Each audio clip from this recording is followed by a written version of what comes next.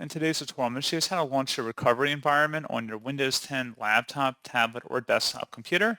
So this should hopefully be a pretty straightforward process here, guys. And without further ado, let's go ahead and jump straight into it.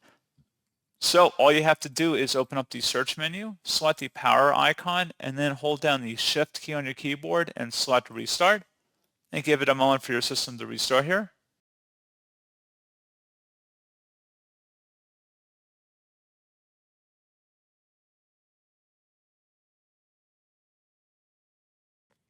And then underneath choose an option, select troubleshoot, reset your PC or see advanced options, and then select advanced options again.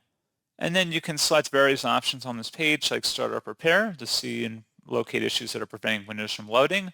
You can uninstall recent updates. You can open up system restore, and you can also go underneath startup settings here. You can modify different settings like enabling debugging mode, disabling driver signature support, as well as enabling safe mode and the various safe mode configurations as well. So pretty straightforward process on that, guys. Just follow along with the on-screen directions here. If you want to go into safe mode, for example, you tap the F5 key. And if you wanted to get out of safe mode, you could tap the escape key or restart your computer back into the normal Windows operating environment. And that's pretty much it. So as always, thank you guys for watching this brief tutorial. I do hope that was able to help you out, and I do look forward to catching you all in the next tutorial. Goodbye.